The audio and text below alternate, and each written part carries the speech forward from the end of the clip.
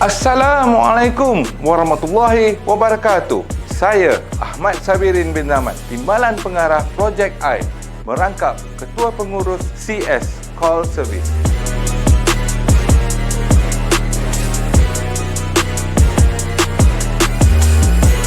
Akademi Tahfiz Al-Islah bekerjasama dengan Projek I Telaga untuk memberikan telaga kepada penduduk-penduduk di dua buah negara, Kemboja dan Vietnam.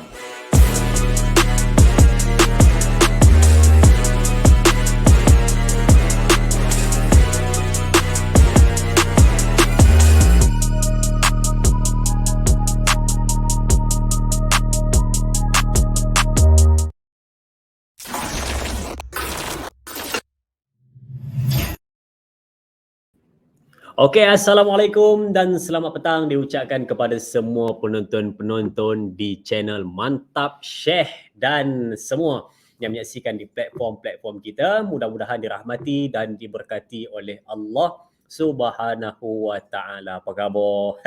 Kan? Hari Isnin jumpa, Selasa jumpa, Rabu jumpa, Khamis jumpa, tiap petang kita bersama. Jadi kalau dah seminggu ni kita asyik bersama petang, minggu depan tu tak ada dah, lupa-lupa lagi. Memang je 2.30 je teringat. Ada di channel Mantap Sheikh Da'i Azrin. Wow, sidang penonton semua nampak muka di depan tu, wajah-wajah ceria, wajah-wajah yang nakkan ketenangan, wajah-wajah yang nak berubah jadi lebih baik, dan masih lagi seperti mana yang sama saya sebut macam sebelum-sebelum ini, masih dalam mood sambutan ma'al hijrah, masih dalam suasana kita nak membawa penghijrahan yang mana kita nak ambil ibrah daripada hijrah baginda Nabi sallallahu alaihi wasallam, dan kita nak bawa dalam kehidupan kita jadi satu penambahbaikan yang cantik, molek, elok dan terpesona. Baik. Okey, bila sebut terpesona teringat lagu TikTok tu. Terpesona, aku terpesona. Saya sampai hari ni cari siapa penyanyi dia tak tahu. Nak cari dia terlupa, nak cari terlupa. Lagu ingat, yang nyanyi pula tak tahu. Baik. Okey. Jadi pembukaan, alhamdulillah, syukur pada Allah Subhanahu wa taala. Rabbi yassir wa la tu'assir, Rabbi tammim bil khair. A'udzubillahi minasyaitonir rajim. Minha khalaqnakum wa fiha nu'idukum wa minha nukhrijukum taratan ukhra. Sadaqallahul azim wa ba'du. Dan petang ni kalau tuan-tuan tengok di caption dan juga apa yang kita tulis di caption lah, di caption kita kan, kita nak kupas berkenaan dengan topik hijrah juga, tetapi kita nak sebut tentang siapa manusia terbaik. Dan hari ini ada dua hadis Nabi SAW yang kita akan bincang, kita akan tengok dan kita akan lihat apa sebenarnya yang disampaikan oleh baginda Nabi SAW. Baik, sebagai pembukaan ni jom kita tengok hadis yang pertama, sidang penonton. Siapa nak ambil pensel, pen, buku untuk catat apa yang saya nak sampaikan ni, sila saya bagi ruang dalam 2 ke 3 second. Boleh ambil dulu pensel, buku, kertas, nak catat kan siapa dia manusia terbaik. Nanti kita tengok dalam ciri-ciri yang saya bagi tu, ada tak kita termasuk dalam lebih kurang dalam 7 ciri yang akan saya sebut pada petang ni, ada tak salah satu daripada ciri tersebut dalam kehidupan kita. Kalau ada, tahniah saya ucapkan kepada penonton-penonton, anda termasuk dalam golongan manusia terbaik. Okey, jadi semua dah ambil no? Pensel, kertas apa semua, nak catat apa yang saya nak sampaikan. Baik. Yang pertama, jom kita tengok hadis Nabi sallallahu alaihi wasallam. Kita tengok sini nah. Baik. Ketika kita ditanya tentang siapa sahaja orang terbaik, jawapannya adalah mengacu ataupun pada petunjuk baginda Nabi sallallahu alaihi wasallam. Kalau kita tanya siapa dia manusia terbaik, kita pasti akan terus, otak kita ni terus terfikir kepada baginda Nabi sallallahu alaihi wasallam. Baik.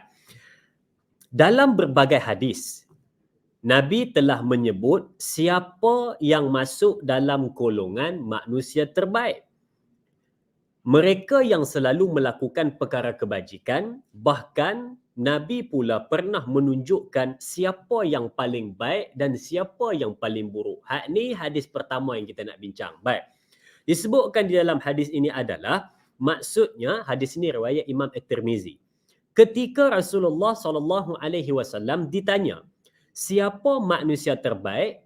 Lalu baginda Nabi SAW menjawab, orang yang panjang umurnya dan baik amalannya. Ditanya pula, lalu siapa pula manusia terburuk, manusia paling buruk? Jawab Nabi, manusia paling buruk adalah orang yang panjang umurnya tetapi buruk amalannya. Oh, kan, senang ringkas, senang faham adalah bila mana orang tanya kepada baginda Nabi SAW, sahabat datang tanya, ya Rasulullah, siapa manusia terbaik dan siapa manusia yang paling buruk? Nabi kata orang yang paling baik adalah orang yang panjang umurnya dalam kebajikan, dalam keberkatan, dalam amalan-amalan baik. Ini orang terbaik. Dan siapa pula manusia paling buruk? Manusia paling buruk adalah orang yang mana umur panjang. Umur panjang, dikurniakan umur yang panjang. Tetapi umur panjangnya itu kebaikan tak ada, kebajikan tak ada, benda-benda elok dia buat tak ada. Semua buat benda maksiat, semua buat benda yang buruk-buruk. Yang inilah tergolong dalam manusia yang buruk. Oleh kerana itulah bila mana kita hidup ni, kalau ada peluang untuk buat kebaikan, jangan sesekali dilepaskan. Sebab kita ni suka lepaskan peluang untuk buat kebaikan. Ya betul, saya tak bohong. Daripada kita bangun tidur sampai kita tidur balik, setiap hari banyak peluang buat kebaikan datang. Banyak. Daripada bangun tidur, nak keluar rumah, jumpa dengan orang di atas jalan raya, balik pula ke rumah, jumpa dengan family, anak, isteri dan sebagainya. Sampai ke rumah kita duduk di depan TV. Lepas tu kita solat. Kita buat segala benda dalam kehidupan kita. Sampailah kita tidur balik. Cuba kita kira berapa banyak peluang untuk buat kebaikan. Tapi orang tak pernah perasan. Sedangkan kalau kita tengok ada dalam satu penceritaan. Ada orang ini dia menyebutkan setiap manusia ini dia akan bertemu dengan 70, 4 kali 70. Tu apa dia pula 4 kali 70? Ustaz ni nak cerita ni. 4 kali 70. Apa dia? 70, 70, 70, 70. Apakah itu?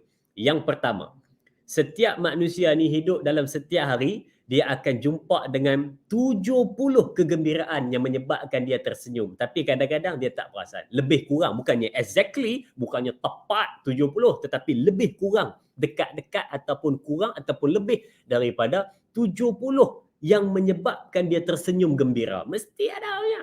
Daripada bangun tidur sampai tidur balik, kadang-kadang tengok ada satu benda lucu kita kita tergelak. Itu lebih kurang dekat 70 kali setiap hari kita jumpa. Siapa yang perasan? Dan ada pula yang kedua, 70 yang kedua adalah setiap hari kita akan jumpa dengan 70 masalah yang kita kena selesaikan dan telah pun kita selesaikan. Siapa perasan? Daripada bangun tidur sampai tidur balik, 70 masalah yang dia kena selesaikan dan masa dia nak tidur dia tak perasan pun 70 masalah tu telah diselesaikan. Saya hari ni bangun tak ada masalah pun, dah ini bohong aja sungguh. Daripada pagi tadi buka mata, kita dah rasa, aduh nak bangun pukul 6 ke, nak bangun 6.30 ni, nak bangun pukul 6 ke, 6.30 ni. Pukul 6 lah. Tu satu masalah dah.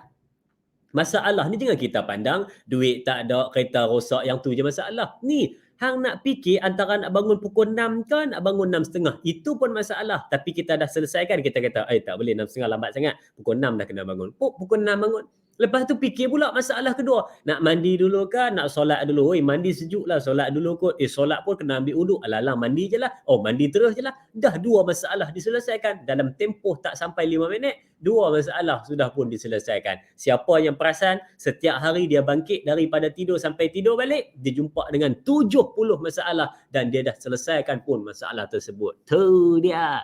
Siapa yang perasan, maknanya dia cakna dengan kehidupan dia. Yang ketiga, 70 yang ketiga. Apa 70 yang ketiga? Setiap hari, setiap insan ini, dia akan bertemu dengan 70 peluang untuk buat kebaikan. Siapa yang perasan? Banyak peluang untuk buat kebaikan ni. Dekat hampir 70 peluang untuk buat kebaikan. Tapi berapa ramai yang mensia-siakan, berapa ramai yang ambil dengan sebaiknya. Datang kucing jumpa dengan dia. Ingat kucing tu datang saja-saja ke? Saya dulu masa belajar, guru saya selalu cerita berkenaan dengan kucing. Dia cerita apa? Dia kata, cuba fikir tengok. Bila mana kita duduk di kedai makan, sekarang tak ada lah, dine-in tak ada lah sekarang, lambat lagi kot. Ni cerita dulu sebelum COVID-19 datang ni kan. Okay? Kita duduk di kedai makan, tiba-tiba dalam kedai makan tu ada contohlah lebih kurang dalam 20 meja contoh. Besar kedai makan tu ada 20 meja kan. Ada 20 meja kat kedai makan tu. Tiba-tiba bila mana dalam 20 meja tu, kucing ada seekor, dalam banyak-banyak meja, meja kita dia datang. Dalam banyak-banyak meja, meja kita dia datang. Persoalannya di sini, pasal apa dalam banyak-banyak meja, meja kita sampai, kucing tu, adakah kita makanan paling sedap di situ? Adakah kita makan ikan paling banyak di situ? Tidak. Kadang-kadang duduk di situ, minum air kosong, makan nasi putih dengan ikan goreng sekor. Yang tu je makan. Tapi bila mana kita duduk, kucing tu sampai pada kita. Persoalannya adalah di sini, dan tuan-tuan kena tahu satu benda, yang dalam ramai-ramai umat manusia dalam kedai makan tu, Allah pilih kita pada hari tu nak tengok, adakah kamu menolak peluang untuk buat kebaikan, ataupun kamu ambil peluang walaupun sekecil-kecil perkara. Datang kucing, kita kepak sikit ekor ikan, kita bagi kepada dia. Peluang buat kebaikan. Tapi berapa ramai yang ambil kucing tu, angkat, pom balik ke langit, ting. Macam cerita Pokemon. Kan? Berapa ramai yang buat macam tu? Ramai yang baling, sepak, halau. Kucing dia tak pernah curi si ikan seekor atas pinggan. Kucing tak pernah dia naik ke meja, dia ketuk pinggan kita, dia kata nak minta nasi biryani, tak pernah. Dia setakat mana kita bagi, yang tu lah dia akan ambil. Setakat mana dia dia masuk ke rumah kita tu, paling kurang pun kalau ada 7 ekor ikan, dia ambil seekor ya. Tapi berapa ramai yang marah pada kucing 7 keturunan. Dia ambil seekor tapi marah pada dia selama-lamanya. No. Nak marah kucing ambil ikan tak patut. Sebab itu memang makanan dia. Pasal apa nak marah dia ambil ikan? Kalau dia curi peti air ke mesin basuh kita kan, tak apalah nak marah. Tapi dia ambil ikan. Jangan marah. Itu peluang untuk buat kebaikan. Jadi jangan lepaskan. Sebab tu saya kata tadi, ada 70 kali. Lebih kurang 70 kali. Peluang untuk buat kebaikan dalam satu hari, berapa ramai orang dah lepaskan. Dan yang keempat, 70 yang keempat adalah setiap hari kita bangun tidur sampai tidur balik, kita bertemu dengan lebih kurang 70 kali peluang untuk buat kejahatan. Berapa ramai yang ambil, berapa ramai yang tolak. Sebab tu kita kena hati-hati dalam kehidupan kita ni, ada 70 tu 4 kali. Tidur sampai tidur balik, ada 70 kali 4. Oh, sebab tu kita kena hati-hati. Sebab tu Nabi pesan kepada kita, siapakah manusia terbaik? Manusia terbaik adalah yang dia ini panjang umur tetapi banyak amal ibadatnya, banyak kebaikannya dan panjang umur di dalam kebaikan. Bukan panjang umur di dalam kemaksiatan. Sebab tu bila mana tuan-tuan doa, ya Allah berikanlah aku umur yang panjang dalam keberkatan. Tambah umur yang panjang dalam keberkatan. Bukan, ya Allah bagilah aku umur yang panjang. Cantik dah, tapi kena spesifik lagi, kena detail lagi, kena dalam lagi. Kena sebut, minta umur yang panjang dalam keberkatan. Okey, baik. Itu hadis yang pertama, pembukaan kita cerita pada petang ni. Baik, dapat. Hadis yang pertama tentang Nabi cerita siapa manusia paling baik, siapa manusia paling buruk berkenaan dengan panjang umur, banyak amal, panjang umur, sedikit amal. Baik. Yang kedua, kita nak lihat satu hadis Nabi SAW yang dihikayatkan di dalam satu kisah riwayat, yang mana suatu hari datang seorang Arab Badui, ketika mana Nabi sedang berkhutbah.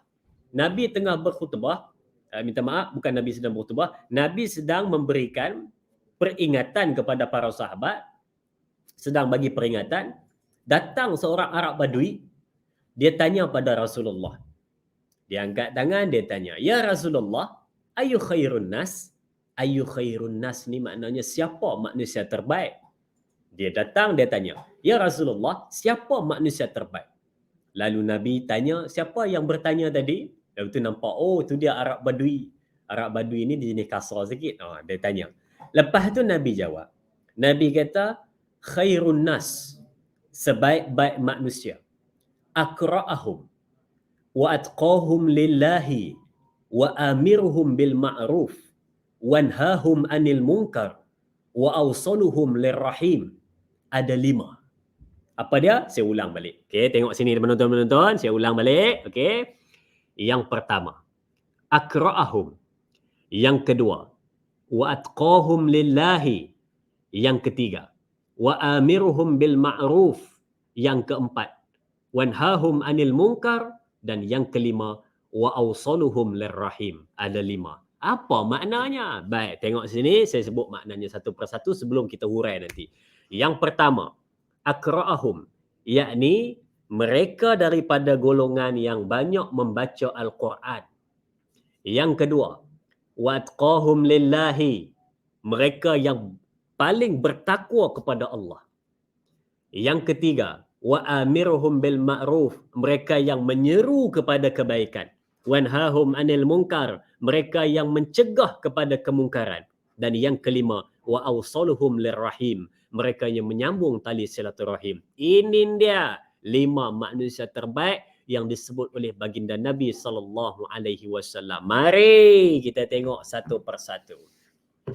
Yang pertama adalah manusia yang hidupnya Al-Quran dia tak tinggal, dekat dengan Quran. Kalau ingat episod yang lepas saya sebut, saya kata busy macam mana pun, sibuk macam mana pun, banyak kerja macam mana sekalipun, ambil peluang baca Quran walaupun sedikit. Tak boleh satu muka, separuh muka. Tak boleh separuh muka, satu ayat. Tak boleh satu ayat, baca mana hafal. Itu je. Asalkan ada baca, jangan langsung tak ada dalam satu hari, langsung tak ingat Quran langsung satu hari. Oh no, yang ni tak boleh. Dia mesti kena. Sebab Nabi bagi tahu kepada kita, ni manusia terbaik, dia ni selalu membaca Quran, dia faham Quran dan juga dia ni amalkan Quran betul-betul. Subhanallah, sebab tu kita mana live ni di Mantap Syekh ni kita ada maklumat tentang iHufaz. iHufaz ni salah satu kita punya target kita adalah melahirkan generasi yang hafal Quran, bukan sekadar hafal tetapi memahami, mengambil Al-Quran masukkan dalam kehidupan, bukan setakat menghafal tetapi menjaga dan membawa Al-Quran itu dalam kehidupan. Tu yang kita nak kena tahu. Baik, okey. Saya katakan tadi, yang pertama adalah berkenaan dengan manusia yang hidupnya rapat dengan Al-Quran. Sebab kalau kita beli kereta, ada buku panduan untuk bagaimana nak bawa kereta tersebut supaya tak jahanam. 3 hari beli jahanam. Kan? Dia ada buku panduan dia. Sama macam kehidupan. Kalau tuan-tuan ingat dia dalam khutbah terakhir Nabi Muhammad sallallahu alaihi wasallam, Nabi dah bagi tahu kepada kita, taraktu fikum amrayn lan tadillu abada in tamassaktum bihima kitabullah was sunnati. Ni ditinggalkan kepada kamu 2 perkara, selagi mana kamu berpegang dengan 2 benda ini, nescaya kamu takkan sesat selama-lamanya. Nabi guna perkataan lan tu. Siapa yang belajar bahasa Arab dia tahu lan tu apa? Apa beza la, lama, lan? Lan ni maknanya adalah takkan sama sekali. Mustahil dia akan jadi. Takkan. Lan tadillu abada. Takkan sama sekali kamu akan sesat. Mustahil. Kan? Mustahil. Tapi kita hari ni, kita tak nak berpegang dengan Al-Quran. Apa-apa jadi, kita tengok benda lain tu, last sekali baru Al-Quran. Mana boleh. Apa-apa pun balik kita rujuk dengan Al-Quran. Sebesar mana masalah pun, semuanya ada pada Al-Quran. Sebab tu kalau tuan-tuan ingat ada satu kisah yang popular tu, mana-mana tempat tuan-tuan pergi pun kisah ni ada. Bila mana cerita, orang cerita dalam satu perkampungan, ada seorang cerdik pandai tetapi dia ni tak nak ikut Quran. Dia cerdik pandai tapi dia tak nak ikut Quran. Bila mana tak nak ikut Quran, satu hari dia panggil lah. Dia kata dalam perkampungan kita ni siapa lagi yang pandai? Saya nak tanya satu soalan. Dia kata ni ada seorang tuan guru ni dia pandai. Oh, macam mana boleh pandai? Oh, dia ni hafal Quran, dia ni selalu baca Quran, dia ni bagus orang dia ni, macam panggil dia. Lepas tu dia tanya pada tuan guru tu, tuan guru selalu baca Quran kan? Tu saya nak tanya pada tuan guru ni, saya pendekkan cerita dia panjang. Dia kata saya nak tanya pada tuan guru ni, betul ke dalam Quran tu semua benda ada? Oh, tuan guru kata ya, Al-Quran ini syumul, menyeluruh, segala benda ada diceritakan di dalam Quran. Iya ke? Dia kata, oh nampak sangat tak percaya tu. Panjang tarik iya tu. Iya ke? Dia kata sungguh ke dalam Quran semua benda ada? Ya, semua benda ada. Dia kata pada tuan guru tu, tuan guru, saya nak tanya tuan guru satu benda yang sangat kecil saja. Ada tak dalam Quran? Dia kata apa? Cuba pergi cari dalam Quran, ada tak cara-cara untuk menjadikan buah kelapa kepada minyak masak? Mana pula minyak masak buah kelapa? Orang kelapa sawit, buah kelapa pun boleh, minyak kelapa. Ni nah, kadang-kadang kita ni bila mana minyak masak ingat minyak sawit saja. Kelapa pun boleh buat minyak masak. Siapa hak pandai buat? Dia kata ada tak dalam Quran cerita cara-cara nak buat daripada sebiji kelapa dijadikan minyak untuk memasak? Ada tak? Kalau ada tunjuk pada saya. Kalau betul ada, saya akan berpegang dengan Quran. Dia kata, wah boleh tahan dia punya soalan. Agak-agak ada tak cara nak buat tu? Memang tak ada spesifik dituliskan dalam tu cara-cara daripada kelapa nak buat minyak masak. Tetapi bukankah kita lupa, bukankah kita tahu yang mana dalam Quran ada satu ayat, fas'alu ahla zikri in kuntum la ta'lamun. Syekh tu pun jawab macam tu. Dia kata pada orang tu, kamu pergi cari ayat Quran yang menyebutkan fas'alu ahla zikri in kuntum la ta'lamun. Kalau kamu tak tahu nak buat sesuatu, pergi tanya pada orang yang tahu. Itulah caranya. Hang tak tahu nak buat macam mana nak daripada kelapa nak menjadikannya minyak. Hang tak tahu. Fas'alu ahla zikri in kuntum la ta'lamun. Kalau tak tahu, pergi tanya pada orang yang tahu. Pergi jumpa orang yang tahu macam mana nak buat. Pergi tanya pada dia. Macam mana nak jadikan minyak daripada sebiji kelapa. Ada jawapannya. Sebab tu Quran ni dia cerita kepada kita segala benda. Tapi kita tak nak ambil. Sebab tu Nabi dah bagi tahu di sini yang pertama, siapa manusia terbaik adalah manusia yang berpegang dengan Quran, manusia yang ambil Quran, selalu baca Quran, mentadabbur, mentakwil dan melihat apa yang Allah cuba sampaikan kepada umat manusia. Tu yang pertama. Baik. Yang kedua, siapa manusia terbaik? Manusia yang terbaik adalah wa'atqahum lillahi, dan manusia yang bertakwa kepada Allah Subhanahu wa taala. Siapa pula manusia bertakwa? Jom hari ni petang ni saya ajak tuan-tuan, jom kita refresh balik, kita ingat balik apa sebenarnya makna takwa. Makna takwa senang faham macam inilah. Paling mudah nak faham. Saya bagi analogi, saya bagi makna yang paling senang nak faham, dan saya bagi juga kata-kata daripada Sayyidina Ali. 3 saya bagi supaya kita dapat faham apa makna takwa. Okey? Takwa ni, kalau siapa yang mengajar daripada asas basic nak tahu tentang takwa, takwa ni adalah perumpamaannya kita menjaga sesuatu dengan baik-baik, ni namanya takwa. Macam kita naik tangga, okay, rumah kita tingkat 1, kita nak pergi rumah kawan kita tingkat 14. Tingkat 14 macam bisa dengar tingkat 14. Tingkat 14 kita nak pergi. Bila mana kita nak pergi tingkat 14, kita bawa satu cawan air yang penuh, dalamnya tu penuh air. Bawa satu cawan, dalam tu penuh air.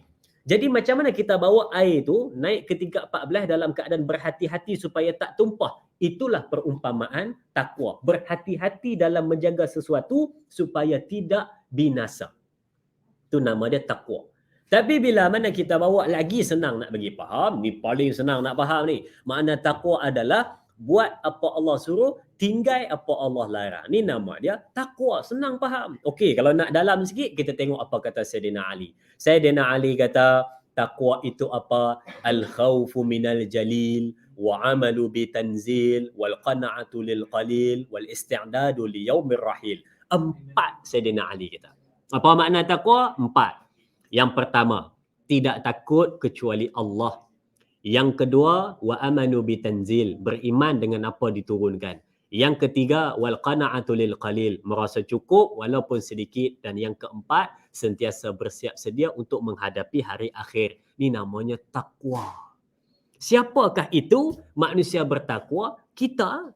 Kalau kita betul-betul ada ciri-ciri tadi, ada sifat-sifat tadi, kitalah manusia bertakwa. Sebab tu tadi kalau tuan-tuan tengok di caption kita, kalau tuan-tuan tengok apa yang kita sebut hari ni, kita dapat tahu satu benda. Inna akramakum indallahi atqakum. Sebaik-baik manusia adalah daripada kalangan kamu adalah manusia yang paling bertakwa kepada Allah Subhanahu wa taala. Sebab tu bukan saja-saja Nabi beritahu, nombor 2 manusia paling baik adalah manusia yang bertakwa kepada Allah Subhanahu wa taala. Hidup ni dalam hati ni sentiasa ada Allah. Apa-apa pun dia buat, dia takut Allah murka kepada dia. Dia nak buat apa-apa, dia cek dulu supaya benda ini tidak salah dan tak melanggar apa yang dibawa oleh baginda Nabi SAW dan apa yang diperintahkan oleh Allah Subhanahu wa taala. Dia cek segala benda.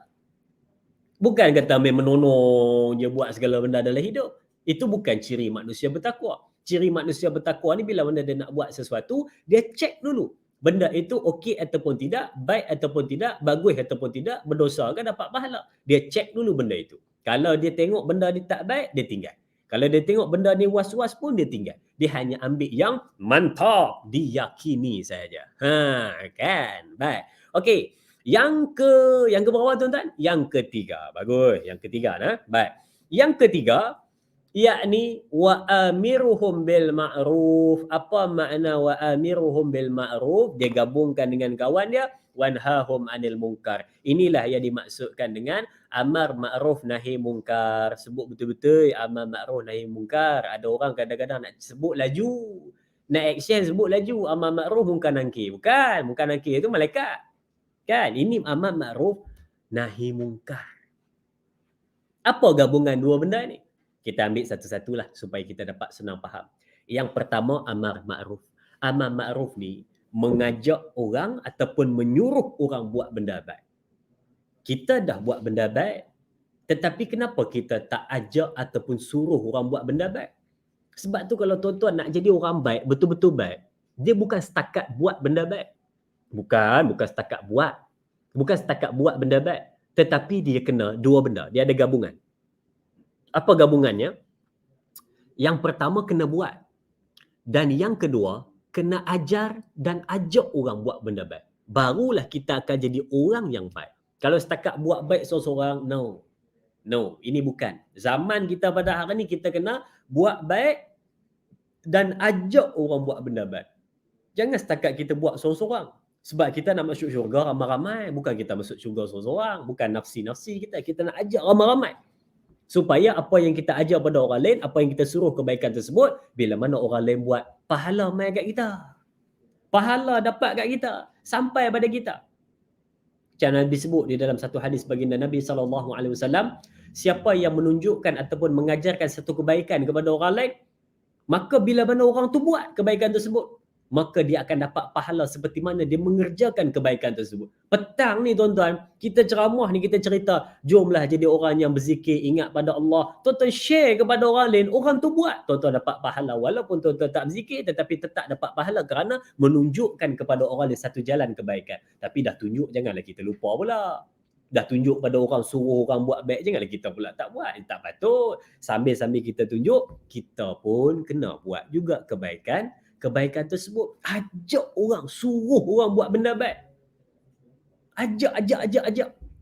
Jangan jadi orang yang bila mana nampak satu benda yang baik, kita simpan. Oh, aku tak nak share pada orang lain. Ini amalan bagus ni. Aku tak nak share pada orang lain. Sebarkan. Apa hai nak kedekut-kedekut sangat? Satu benda yang jangan kedekut, namanya adalah ilmu. Jangan kedekut ilmu dan jangan kedekut pengetahuan, bagi tahu kepada orang lain. Dan gabungan daripada amar ma'ruf ini adalah nahi mungkar. Nahi mungkar ni adalah mencegah kemungkaran. Nampak satu benda tak baik, oi, kena tegur.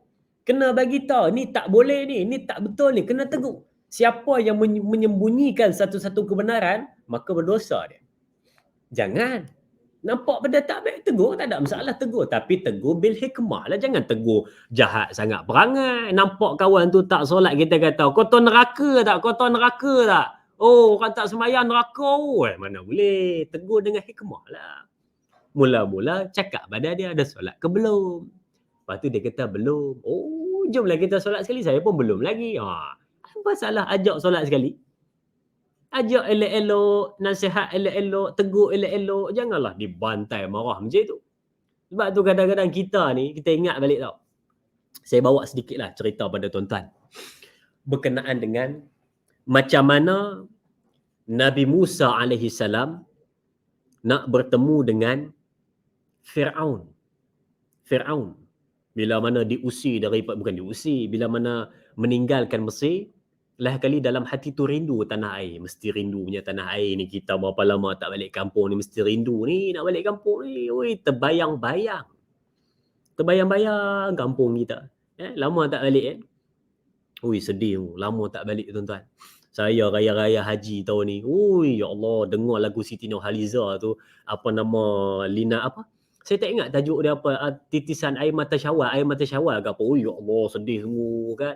Bila dengar je lagu tu, betul-betul depan mata tu terbayang kampung. Sayu, hati ini makin sayu, rindu terkenangkan desa Permai. Wajah ayah bunda bermain di mata, mengajakku pulang ke desa di hari bahagia hari raya. Dah lama ku tunggu bertemu di pagi mulia, namun tidak kesampaian. Air mata jatuh berlinangan, duhai ayah bonda. Tonton sambunglah sendiri. Sebab kalau saya sambung ni, saya ni dah lah sensitif. Saya ni hati tisu mudah menangis, tuan-tuan saya. Ya Allah, lagu ni sedih. Ya, baik. Kita tinggalkan lagu itu. Tadi saya nak cerita apa tadi? Saya nak cerita berkenaan dengan ni, tegur orang. Bila mana ni, kita teringat, terbayang kan, kita dah lama tak balik kampung. Nabi Musa pun terbayang juga, lama tak balik kampung. Lah kali bila mana nak balik, tuan-tuan fokus balik. Jangan lap dulu air mata tu, lap dulu, fokus balik. Aduh, dia kata, sajalah Ustaz pergi nyanyi lagu raya tu. Buat apa? Lagu tu sedih, dia kata. Baik, okey. Bila mana Nabi Musa nak balik, ni saya pendekkanlah ceritakan, masa kita tak berapa banyak, saya pendekkan cerita. Nabi Musa bila mana nak balik, Nabi Musa minta pada Allah satu teman untuk menemani baginda Nabi Musa, teman supaya dapat bertemu dengan Firaun. Dapat siapa teman? Dapat Nabi Harun. Ada orang tanya kenapa Nabi Musa minta teman? Ada dia punya hikmahnya. Hikmahnya adalah Nabi Musa ni, kalau kita faham, Nabi Musa ada sedikit keistimewaan pada bibir dan lidah Nabi Musa. Kerana waktu kecil, masa masih bayi, ingat tak kisah bagaimana ditepis tangan Nabi Musa bila mana nak ambil harta, ditepis tangan mengambil bara api lalu diletak di dalam mulutnya. Maka dia ada sedikit keistimewaan. Bukan cacat, jangan sebut cacat, dia ada keistimewaan pada lisan dan juga bibir Nabi Musa alaihi salam. Bila mana jadi macam itu, dia ada sedikit keistimewaan. Nabi Musa ini bercakap tidak berapa fasih bunyinya. Keistimewaan. Baik. Bila mana macam itu, diminta satu teman namanya adalah Nabi Musa alaihi salam. Nabi Harun. Dah mana nak pergi tu, Allah pesan kepada Nabi Musa dan Nabi Harun. Apa Allah pesan? Bila mana nak pergi, Allah pesan, faqula lahu qawlan layyinan. Layyinan ni berasal daripada perkataan lin. Mat lembut. Dia lembut je macam ada. Layyinan. Apa je Allah pesan tu? Cuba kita fikir balik. Saya ajak tuan-tuan penonton-penonton semua fikir. Kita fikir satu benda ya. Firaun tu jahat tu, teruk betul perangai tu. Bukan teruk, tu teruk sangat tu. Bila mana dah sampai mengaku Tuhan tu, teruk tu. Ana rabbukumul a'la. Mengaku Tuhan paling tinggi. Teruk sangat. Sedangkan kita boleh fikir kalau dah teruk sangat macam tu, maki je lah, tak payah cakap elok-elok lah. Tapi Allah pesan, faqula lahu qawlan layyinan. Gunakan perkataan yang lemah lembut.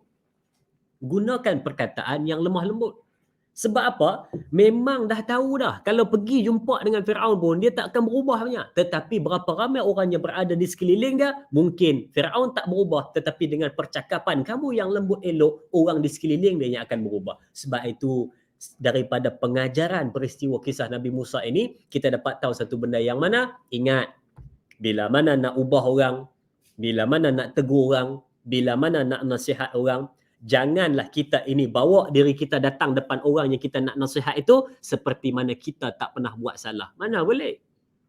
Jangan tegur orang macam kita tak pernah buat dosa. Sebab hari ni ramai orang yang tegur orang lain macam dia tak pernah buat dosa. Mana ada manusia yang terlepas daripada buat dosa? Tak ada. Jangan kita kata, oi, hang pula nak nasihat aku. Hang siapa? Hang tahu tak ni? Ni, aku ni nak nasihat sikit je. Hang tu perlukan nasihat lagi banyak. Ni, dengar cakap aku. Aku tak perlukan nasihat daripada orang yang lebih memerlukan nasihat. Oi, marah. Aku makan garam dulu daripada dia. Buat apa aku nak dengar nasihat dia? No. Dalam Islam tak diajar cara-cara macam ini. Bila mana ada orang datang nak bagi nasihat kepada kita, terima dengan baik. Dan bila mana ada orang datang nak minta nasihat, maka nasihatilah orang itu dengan sebaiknya. Saya pesan sekali lagi, jangan tegur orang seperti mana kita adalah manusia yang paling baik dan jangan kita tegur orang seperti mana kita tak pernah buat salah. Ingat, Orang yang datang jumpa dengan kita itu salah dia kecil saja, tak sampai pun tara Firaun, dan kita pun tak ada baik tara Nabi Musa. Jaga-jaga dalam nak menegur orang. Sedangkan Nabi Musa nak tegur Firaun pun guna perkataan faqula lahu qaulan layyinan, yang lemah lembut, baik, elok, sopan dan santun. Khalas. Baik. Okey. Kita sambung. Berkenaan dengan mengajak orang kepada kebaikan dan mencegah orang daripada berbuat kemungkaran. Kita tengok dalam satu hadis Nabi SAW, man ra'a minkum munkara falyughayyirhu biyadihi, fa in lam yastati' fa bilisanihi, fa in lam yastati' fa biqalbihi, wa zalika adhaful iman. Diceritakan kepada kita. Nabi pesan kepada kita, tu, barang siapa yang melihat kemungkaran, maka ubahlah, falyughayyirhu biyadihi, dengan tangan. Dengan tangan ni maknanya dengan kuasa. Kalau dia boleh tarik telinga, tarik telinga. Kalau dia boleh tepuk belakang, tepuk belakang. Kalau dia boleh bawa orang tu pergi ke masjid, bawa orang tu pergi ke masjid. Dengan tangan, dengan kuasa yang kamu ada. Fa in lam yastati' fa bilisani. Kalau tak boleh, cukup dengan lisan. Jangan buat macam itu. Jom pergi masjid. Jom pergi sembahyang. Jangan buat macam itu. Jangan buat macam itu. Sama juga kalau kita nak kaitkan dengan lisan yang kedua, adalah lisan kedua ni tangan. Kita tak pandai bercakap di depan kamera, kita tak pandai buat video apa semua, kita menulis. Kita tulis, lepas tu kita share. Kita tulis, kita sebarkan kebaikan dan nasihat kepada orang lain. Fa in lam yastati' fa biqalbi. Kalau tak boleh juga dengan lisan, nak tegur orang langsung tak boleh bercakap ni, tak berani langsung buka mulut. Lidah aku keluh dan bibirku membeku, tak boleh cakap ni. Jadi bila mana jadi macam itu, cukup dengan hati. Ni benci dengan hati maknanya, ya aku tak suka benda ni, aku tak suka benda ni, aku tak suka benda ni. Boleh. Tetapi kata Nabi, wazalika adhaful iman. Itu adalah selemah-lemah iman. Paling cantik dengan kuasa. Kita sebagai seorang ayah, tegurlah anak kita, family kita. Jangan takut. Nanti saya tegur dia tak sayang pada saya dah. Jangan fikir macam itu. Lagi kita tegur, lagi dia sayang. Sebab nampak kita ni cakna dengan dia.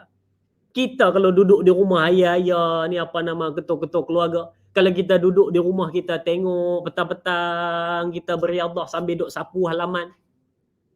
Sambil duk sapu halaman, bakar sampah. Api naik. Anak kita bawa selai kertas, dia nak lempar dalam api. Dia nak lempar. Kita kata, hai, jangan! Api tu terbakar nanti rambut. Jerit. Sebab apa? Sebab api dunia. Dia nak main dengan api dunia, kita jerit sebab takut terbakar. Tapi berapa ramai hari ni anak-anak muda remaja, yang mana anak-anak kita duk main dengan api neraka Allah, berapa ramai yang jerit?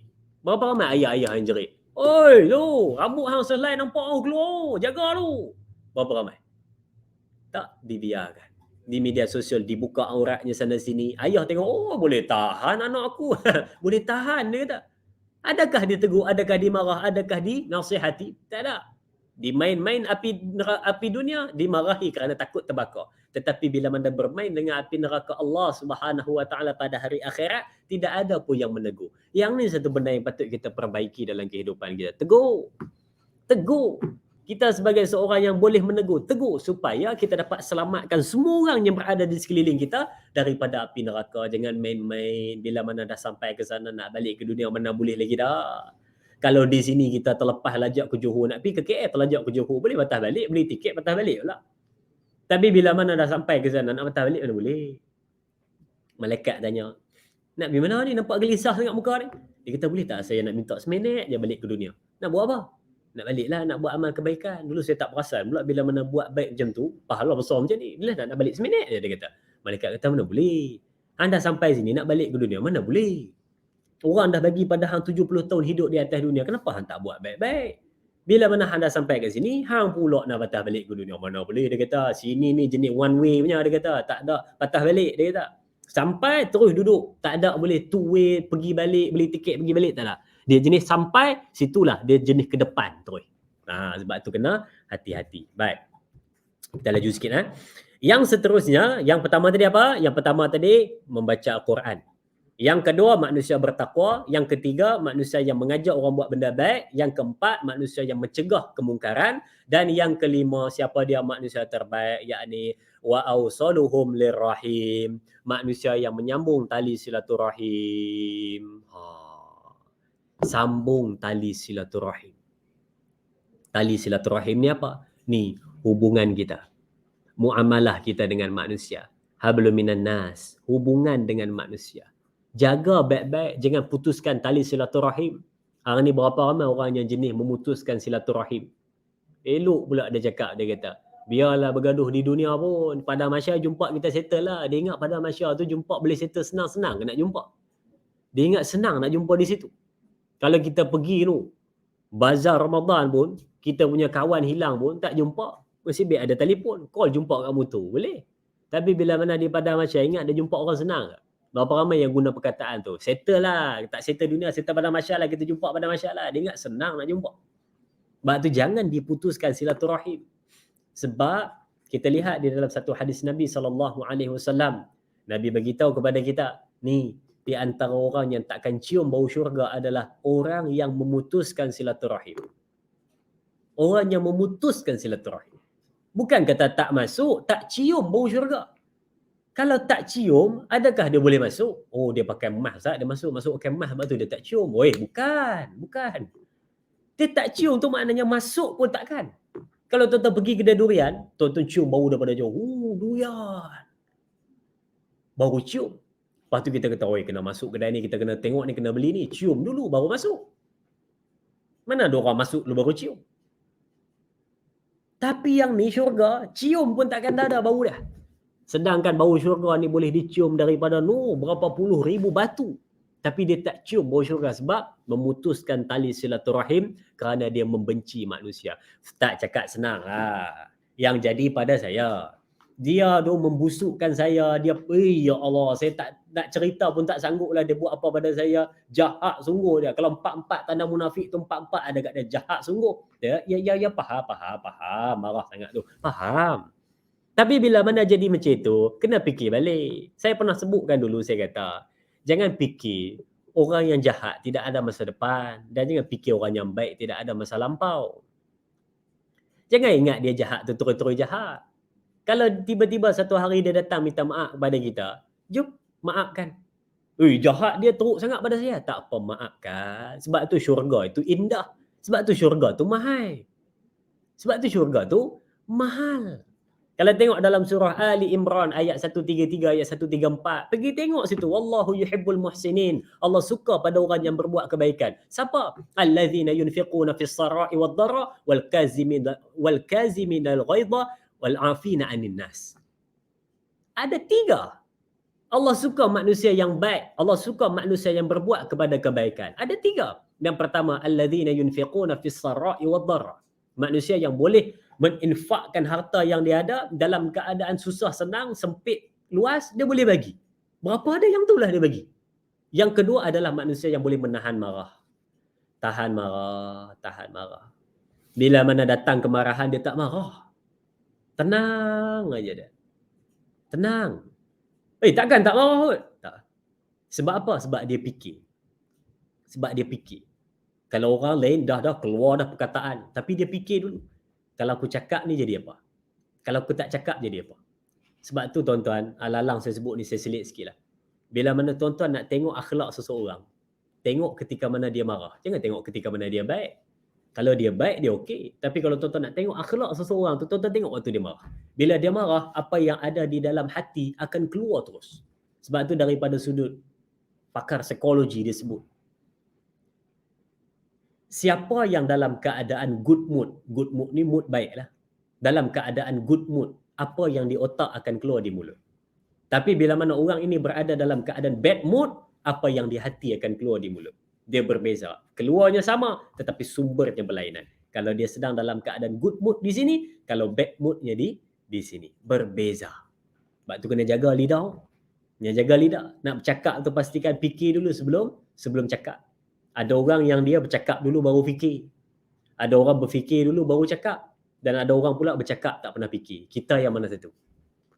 Cakap dulu ke baru fikir, fikir dulu ke baru cakap tak pernah fikir. Dan kalau tuan-tuan tengok di dalam kata-kata daripada seorang pemikir barat, dia sebut, di antara tanda manusia cerdik adalah manusia yang bila mana ada satu benda yang menyebabkan dia nak ketawa. Kalau ada 3-4 orang nak gelak, dia adalah orang yang paling akhir ketawanya. Macam mana? Sekali lagi. Macam ni. Kalau ada 4 orang duduk satu meja, siapa yang paling akhir ketawanya, dialah manusia paling cerdik. Sebab apa? Sebab orang lain bila mana dapat satu benda yang menyebabkan dia bergelak ketawa, dia terus gelak. Tetapi orang yang keempat ini, dia fikir dulu. Kalau aku gelak jadi apa? Kalau aku tak gelak jadi apa? Kalau aku gelak berdosa tak? Kalau aku gelak ni jadi apa pada orang yang buat lawak ni? Dia fikir dulu. Sebab tu orang yang cerdik ni dia fikir dulu sebelum dia gelak. Tapi fikir pun cukuplah 2-3 saat, jangan sampai 4 hari. Ini 4 hari baru gelak tu nama dia tak siuman. Hari ni punya jenaka, hari Sabtu baru gelak. Itu bukan yang tu. Dia dalam 2-3 second dia fikir, kalau aku gelak ni jadi apa? Itu yang kata tadi tu. Tentang silaturahim, menjaga silaturahim. Kita kena fikir baik-baik. Bila mana kita ni hidup, masyarakat, hubungan kita dengan macam-macam orang, kena jaga baik-baik. Supaya apa? Supaya kita hidup di dunia dalam keadaan aman, balik ke akhirat pun dalam keadaan tenang dan tenteram. Kita tak ada musuh dengan siapa-siapa, tak ada jahat dengan siapa-siapa. Relax je kehidupan kita. Silaturahim kita terjaga. Barulah bila mana kita susah orang datang tolong. Bila mana kita sakit orang datang jenguk. Bila mana kita dalam keadaan memerlukan pertolongan orang sampai rumah kita. Kita dalam keadaan runsing orang datang selamatkan kita.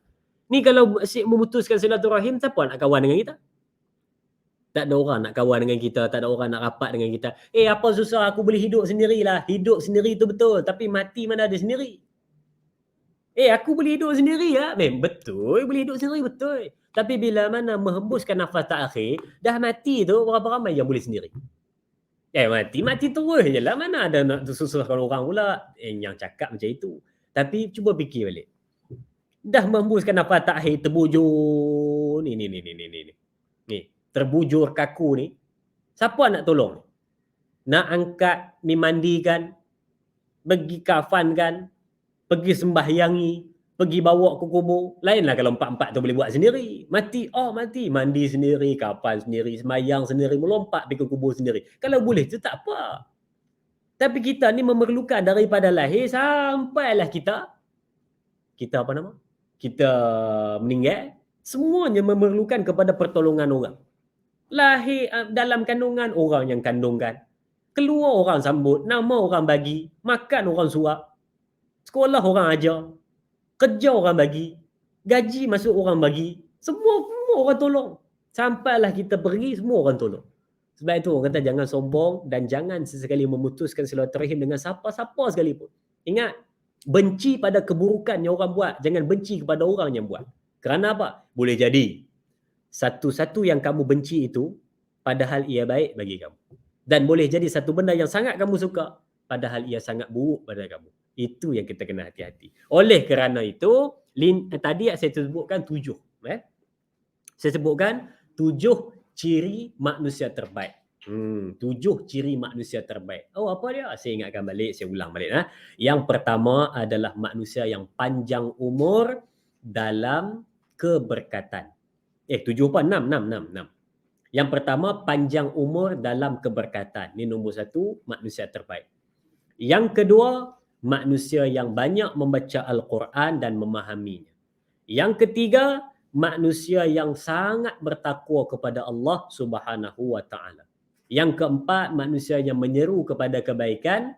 Yang kelima, manusia yang mencegah kepada kemungkaran. Dan yang keenam, manusia yang menyambung tali silaturahim bukannya memutuskan. Ini adalah 6 ciri manusia terbaik dalam peristiwa yang kita nak sebut pada hari ini, peristiwa hijrah, dan juga kita nak ubah diri kita jadi manusia terbaik. Dan siapakah manusia terbaik itu adalah 6 benda yang saya sebutkan sebentar tadi.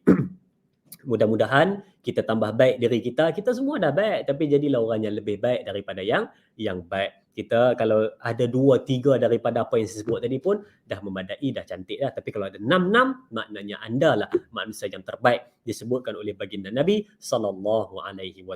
Jom kita hijrah, jom jadi manusia terbaik. Ikuti kami di platform-platform kami dan ikuti kami di Mantap Syekh channel dan juga di Kardok page ya. Dan juga boleh ikuti kami di YouTube, Facebook, Instagram dan juga TikTok. Mudah-mudahan memberi manfaat kepada anda. Dan terus follow kita di page kita untuk live kita secara langsung kita untuk mengetahui info-info berkenaan dengan iHufaz. Terima kasih diucapkan kepada semua penonton. Selamat petang dan boleh pergi minum petang santai-santai bersama dengan keluarga. Yang penting jaga SOP, sama-sama kita putuskan rantaian wabak COVID-19. Sekian, Assalamualaikum warahmatullahi wabarakatuh. Alamak, mantap share.